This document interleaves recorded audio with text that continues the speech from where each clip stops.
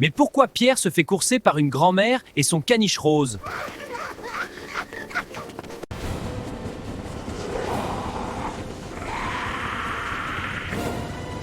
Reviens ici, Pierre! Attends un peu! Je sais ce que tu vas dire. J'ai dû bien mériter ce qui m'arrive. Mais la vérité, c'est parce que j'étais trop bon au travail. C'est pas juste. Ça fait des années que je fais des tonnes d'efforts au boulot. Et mon patron ose me faire ça. À moi, Pierre Trocher!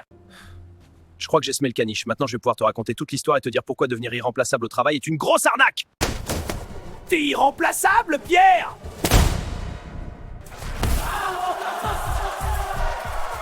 Moi? Il existe des solutions très intéressantes. Pierre Trocher, 34 ans, meilleur employé de son service depuis 6 ans. Jamais en retard, jamais absent, jamais une erreur. Pierre est irremplaçable. Et c'est exactement son problème. Kevin, 28 ans. Même service que Pierre. Différente approche du travail.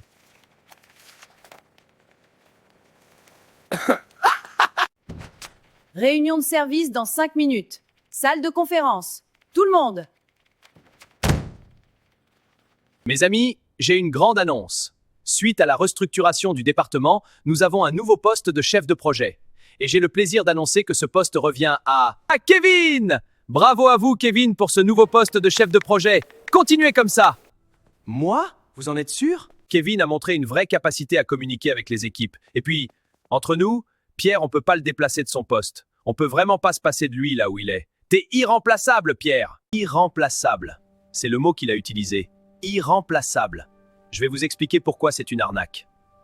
Le piège de l'irremplaçable, c'est simple. Plus tu es bon à ton poste, plus tu es difficile à remplacer, plus ton patron a peur de te bouger. Être irremplaçable dans ton poste actuel t'empêche d'accéder au poste suivant. C'est mathématique, c'est cruel, et presque personne ne vous le dit. Laurent, j'ai une question. Pierre, mon meilleur élément, qu'est-ce que je peux faire pour toi?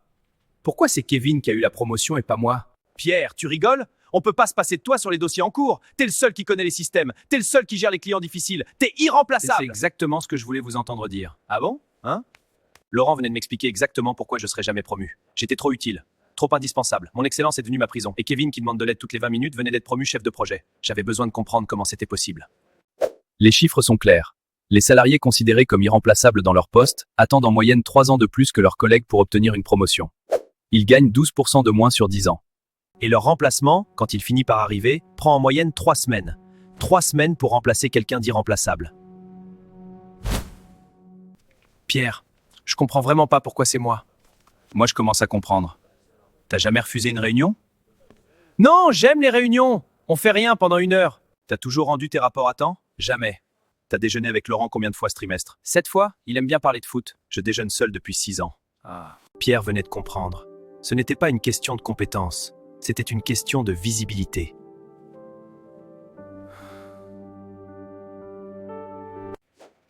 Kevin n'est pas meilleur que Pierre. Kevin est plus visible que Pierre.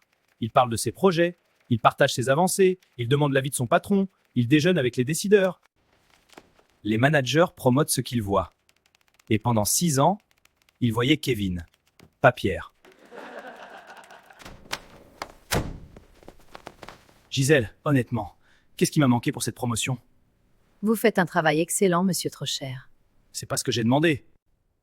Les promotions récompensent rarement l'excellence technique. Elles récompensent la capacité à être remarquée par les bonnes personnes au bon moment. C'est dans aucun manuel RH, ça. Non, c'est pour ça que je vous le dis maintenant. Gisèle venait de m'expliquer en 30 secondes ce que 6 ans d'excellence n'avaient pas réussi à m'apprendre. Les promotions récompensent pas la compétence, elles récompensent la visibilité. J'avais été excellent dans l'ombre pendant 6 ans. Il était temps de changer de stratégie. Kevin gagne maintenant 800 € de plus par mois que Pierre. Sur 10 ans, 96 000 € de différence de salaire. Investi sur un PEA, 320 000 € de patrimoine en moins pour Pierre. Tout ça parce que Pierre déjeunait seul et Kevin déjeunait avec Laurent.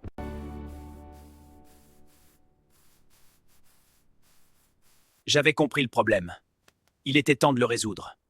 En 5 étapes. Étape numéro 1, former son remplaçant. Tant que t'es le seul à savoir faire quelque chose, t'es coincé. La solution, documenter tout ce que tu fais. Former un collègue junior. Partager ta connaissance. Contre-intuitif? Contre-intuitif? Oui. Mais un manager ne peut promouvoir que quelqu'un qu'il peut remplacer. Si t'es irremplaçable, t'es inamovible. J'ai envoyé un email avec les résultats. D'accord, je vais le lire. Impressionnant. Les résultats montrent une augmentation de 25%. Étape numéro 2, rendre son travail visible. J'adore le foot. Et toi? Intéressant. Laurent, vous pensez que le service a besoin de quoi pour la prochaine année? Ah, Pierre, bonne question. On a des nouveaux clients internationaux. Quelqu'un qui a une vision stratégique. Intéressant. Laurent voulait quelqu'un pour gérer les clients internationaux, avec une vision stratégique. J'avais géré tous les clients difficiles depuis 6 ans. J'avais une vision stratégique. Il ne le savait pas parce que je l'avais jamais dit. Je m'en voulais un peu. Juste un peu. Étape numéro 3. Demander formellement. Pas en espérant que ton manager remarque. Pas en attendant l'entretien annuel. En demandant explicitement, avec un document, tes résultats sur un an, tes objectifs pour le poste suivant, et une question directe. Qu'est-ce qu'il me manque pour la prochaine promotion? Les managers ne lisent pas dans les pensées. Personne ne vous donnera ce que vous demandez pas.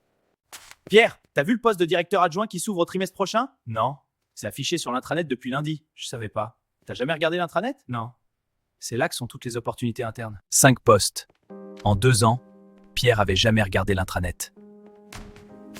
Les 5 erreurs classiques de l'irremplaçable. Jamais demander de l'aide, jamais parler de ses résultats, jamais créer de lien avec le management, jamais surveiller les opportunités internes. Et surtout, croire que la compétence seule suffit à progresser. Elle ne suffit jamais. 3 mois plus tard, Pierre avait formé son remplaçant. Il envoyait un email de résultats chaque vendredi. Il déjeunait avec Laurent. Il avait postulé à 2 postes internes. Pierre, j'ai vu ta candidature pour le poste de responsable clients internationaux.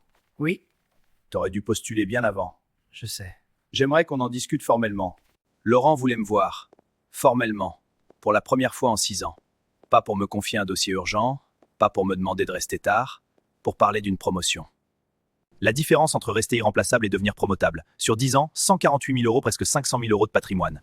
La stratégie de carrière est aussi importante que l'épargne. Personne vous le dit. Maintenant, vous le savez. Pierre, c'est quoi un budget prévisionnel? Kevin, t'es chef de projet maintenant. Ouais, mais t'es toujours là, non? Pour encore combien de temps? Tu pars? J'ai un entretien demain. 5 actions concrètes. Former ton remplaçant. Partager tes résultats. Déjeuner avec ton management. Surveiller les opportunités internes. Demander formellement. Pas besoin de devenir Kevin. Juste besoin de devenir visible. Ah oui, j'allais oublier. Tu te rappelles de cette grand-mère et de son caniche rose qui courait après Pierre? Eh ben, si tu veux savoir toute l'histoire, laisse en commentaire Pierre et le caniche rose. Et si vous êtes nombreux, vous aurez droit à cette vidéo bonus.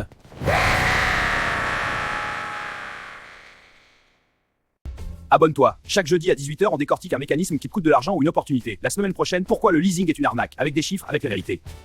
C'est quoi un budget prévisionnel? Pierre rentre chez lui. L'entretien est demain à 14 h.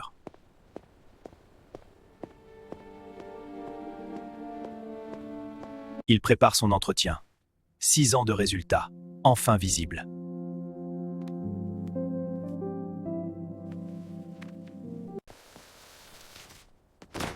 Il fait cuire des pâtes, nature.